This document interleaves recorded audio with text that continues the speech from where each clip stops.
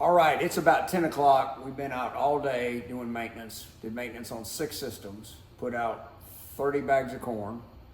A pallet of corn is 40 if you don't know. And I think there's, 16 batteries. So we got 16 batteries being charged. Just ate the big ass salad, and we've got a single boar that we've been looking at. Really spooky guy. Clearly he wasn't loved as a child. Probably been abused. I'm not sure, man. But I mean, he's a spaz. Meaning he comes in the trap and he's spooky. Been watching him probably for about 3 weeks, honestly, because just did not want to flip the switch on him. Just one, we know he's solo, but he is definitely skittish. But he kind of planted his head in this evening. I was actually eating a big ass salad, watching cameras, 55 some odd cameras, and he kind of got his head in there where if he turned hard, he'd have ran right into the feeder pole. And boom, I flipped the switch on him right then. It's all about body language, seeing where his body's positioned. He's relaxed a lot in the last couple of weeks, but still very risky gate drop, but we got him. So we actually hadn't even unloaded the truck yet. Truck is still loaded up from today, meaning 4-wheelers on it, trailer, but went ahead and threw all the batteries on the charger. Going to grab the thermal, grab the 22, and I was literally just 5 miles from there. Probably not 5 miles, 4 miles from there. But we're going to buzz up there, go ahead and take him on out of the program, give you some footage. And it's down in the woods. We've trapped a lot of hogs out of this trap. It's been there for years. Done a lot of videos on this trap. Hard to get to. Got to sneak down a creek through the woods. Really, the only way to get to this trap is with our small 4-wheeler or our big 4-wheeler. You can kind of get the gator down in there, but it's kind of difficult. So all that being said, man, exciting. Planting season, planters are out, farmers are starting to put some crops in the ground, and this is where I don't know, something meets the road. I don't know, man, but this is what we drive all year long for, man, is to get these farmers ready for planting season. So a little sleep deprived, but we're going to do what we can. So hang on, here we go. All right, we're on property. We're about, I don't know, probably about 600 yards from the trap. So we're going to ease down through an old growed up field. There's kind of trees growing. We got a little road that goes down. Then we got dropped down off in some woods and kind of run down a creek bed and then cut up towards the trap. Kind of exciting. Our trap in Arkansas is fixing to get hammered with water. I mean, like flood water. It's right on the White River. So been in touch with the landowner, and he's also our friend. We've done some videos where we're kind of doing a team effort. He's going to go tomorrow morning and pull the trap for the most part. Control box, ice camera, mine camera, pull the feeder. I mean, it's fixing to get some water. But we've had a single bore. We've been trying to, flip the switch on, and I mean, we just got lucky. So he came in, and I'm like, hey, if you're going to go down there anyway, and you got to tear the trap all apart, we might as well get the most bang for our buck.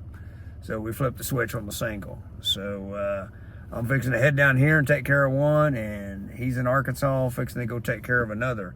So God bless America, God bless technology. So yeah, with your phone, you can drop gates. I dropped a gate from California one time in Georgia and had the family respond.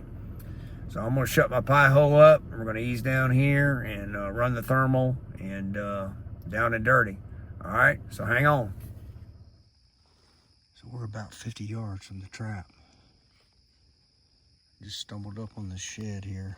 Sorry, it's not a shed. Somebody must have shot him during deer season, couldn't find him. Nice buck. Anyway, we got to keep easing down that way. But, all right, we'll get back to you. All right, we're right here at the trap. I know it's dark.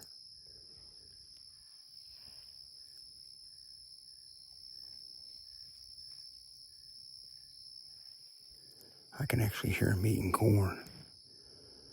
But just hang on.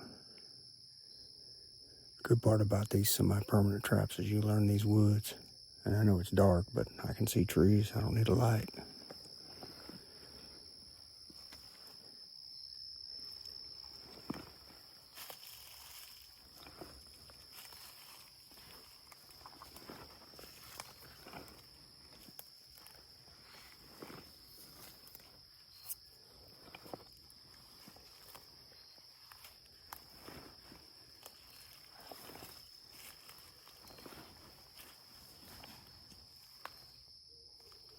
He heard me.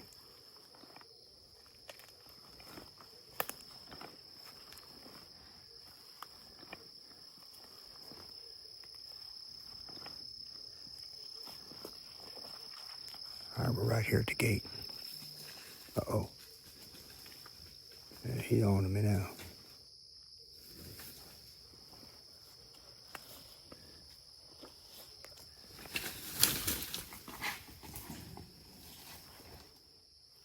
All right, I'm at the gate. Hey, fella.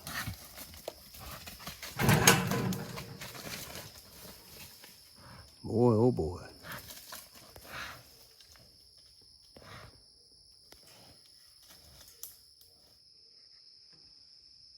All right, would help if I got the camera turned around. Hey, buddy.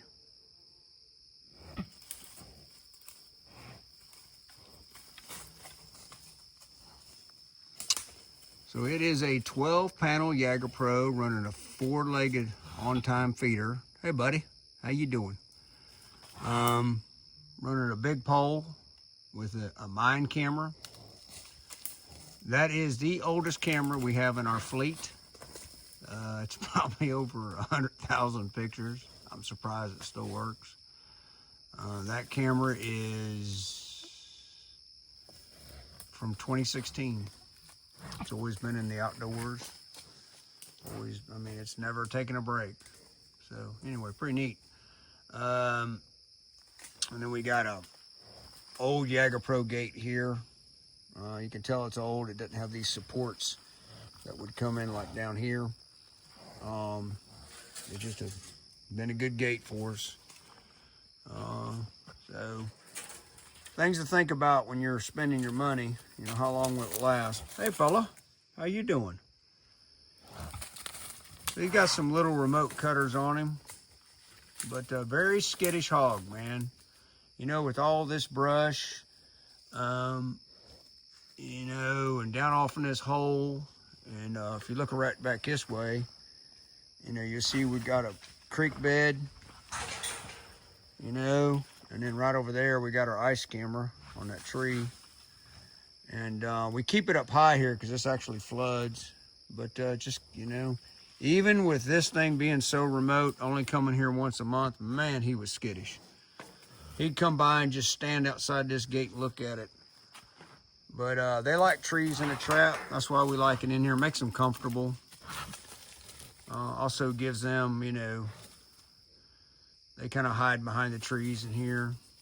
So anyway, so we go ahead and put him down and get on with this program. And I want to go back and check out that deer skull we found. I've actually seen that buck in this trap. There's a tree over here I'll show you once we get inside the trap that he used to rub his head on. He come in here and feed all the time. I was wondering what happened to him. So somebody must have shot him and couldn't find him, and he died down here. So poor guy. All right, we're going to get to it. Hang on. All right, so we walked up here like I actually was sneaking through that brush right there. I got my leg caught up in his antlers. I just went ahead and put that boar down. Just wanted to walk up here and check him out. Nice deer. There we go. Yeah, pretty deer. Shame. But anyway, went ahead and put him down. He's kind of kicking it out, as we call it. We'll head back that way. But this is what we were sneaking down through. And honestly, I mean, there's enough moonlight that you can see it once you let your eyes adjust, you know. But if you'd come down here with a big old headlamp on like I got going now, you know, he's gonna know you're here. You'll crank him all up. But it's not bad walking. The main thing, I talk about it in other videos, when you're sneaking through these woods at night, wear clear glasses. I didn't years ago, damaged one of my eyes, had to have surgery on it. I'm fine now, but I cut my eye pretty bad. But he's over there, and he's done, kicked it out. So we're gonna ease around to this side, bust the panel open, and give you a little bit better footage. So again, a little bit more light now. You can see most of the time with our ice cameras, we're going to put them on a T-post, but this one we're going straight into a tree. No issues with the, we're not trying to conceal anything, so we got a strap there that's actually kind of keep the squirrels off of it. And then it shoots straight to this. And you won't believe how many times we get hogs. You know, he would stop right there at that little wet spot, just peek his head in there. Man, what a beautiful night here in South Georgia. Pushing on almost midnight now. I'm gonna give you a little footage of him, and we're gonna buzz back up to the truck, get the Recon. That's our little four-wheeler. Ease down in here, grab him and get him out of here, pull the gate up. Was just here like maybe a week ago doing maintenance, and he came by. And I'll try, when I do the footage, I'll try to pull that picture. He came by and stopped at the gate. He could smell me, never came in. He was coming in prior to that. So for a younger boar, I mean, he's not like a baby boar, and he's not a granddaddy boar, but he's educated. He's educated and smart. So let me give you some footage of him. All right, so there's our boar. He had started some decent cutters on him. There you go. Man, the mosquitoes is out. Welcome to South Georgia. It's April. It's mosquito season now. Excuse me. So it's pretty wet down here, so our corn just naturally sours, which is kind of cool. And you'll see, this is kind of how the trap looks this way. And it's just buried in here, man. I mean, trees laying over.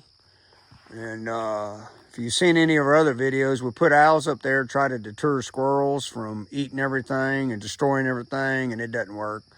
Squirrels end up chewing on the owl's ears. I think they're friends. They probably tweet each other or something. But it's nice to see that moon up there. But so we're gonna head back to the truck, unload that Recon, and come down in here and kind of give you an idea. I mean, this is how we do it. We stay pretty, we like little tight holes, man. So that's why I said you can kind of get the gator down in here, but it's tight. But this is the way we like it, man. This is the way the hogs like it. So we'll get back to you. So I forgot to show you where that buck used to come in this trap. And when he was in the velvet, and then as he started to lose his velvet, he'd come in here and rub on a couple trees. And that's the beauty of the trap, right? I mean, we don't have to worry about trapping non-target species. Our deer come in, our turkeys come in, they feed, they eat, they go on. If the hogs come in, they feed, they eat, and then eventually they don't go on. But it's kind of cool when you can watch a buck come in like him. I hated that he died the way he died, but he could come in here, rub on these trees, do his thing, and go on out and get him a snack while he's in here. So I'll show you these trees. They've started to heal up because, you know, talking now, you know, it's been 9 months since he was in here, but I'll give you a quick little tour. So that's one of his trees right there. You can see right there where he kind of tore that up. He worked on that one a little bit. This one here, a bunch. You can see where all that bark used to be. And he just come in here, rub on these trees, and then go over here to the feeder and get him a snack. Pretty cool. All right, it is about 1:30 in the morning. We are back, four-wheeler's up, truck's up, everything's up. Actually, we're able to pull some of the batteries off of the chargers. They charge, and then when they reach their charging level, they go into a maintenance cycle. We pull them then, slide them over here, let them cool overnight, and then we hit them with the voltmeter, and then put them on the shelf, and then before anything goes out, it gets tested, and then before it goes into a system, gets tested. So a lot of voltmeter going on there to make sure we've got good batteries. Good night. For some of you, you don't really understand the importance of these single bores. We really focus a lot of energy on these single bores. It is really neat to trap a group of hogs. It is neat to trap a big group of hogs, and a lot of numbers do matter. But these single bores are problematic. They're highly educated, they're slick, they're smart. It's like, well, it's just one hog, but we are constantly taking them out. And what we see is that once we get a property, kind of where we want it to be, where we've taken out a lot of groups, then we get down to single bores. We know then that we're starting to really, kind of focus hard on controlling that property. Now, with the migration of hogs, you'll get groups moved in. We've got one property in the last 6 weeks, we've trapped almost 60 hogs. The property was pretty much clean, meaning not a lot of hogs, and then boom, hogs moved in. But when we're not trapping groups, we're focusing on these single bores. And like I said, they're smart, they're slick, they did not get to be where they're at. And there's a lot of studies done on these single bores. I'm talking about traveling 70 miles and then coming back. They'll put a little freaking chip in their ear. I mean, they just put it in the wind and go. So, what's on the schedule? Bed, tired, wore out. Got 2 systems to hit tomorrow for maintenance. Got a YouTube video. I got to go in the house and finish up before I can go to bed. And that's it. So hopefully you enjoyed the video. Hopefully it, kind of see how we do it. Kind of cool to find that big old deer head.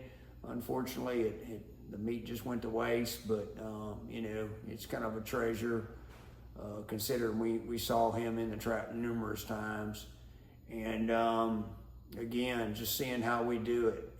For some folks, it's a lot of effort for one hog, but if you're out there, you'll see what one hog can do. A lot of damage in a peanut, cornfield, don't matter. And it took patience to trap him. So, with all that being said, spread the love, not the hate, and we'll help y'all enjoy the video, and please give us feedback. We're just trying to educate some folks, not entertain them. All right, thank you.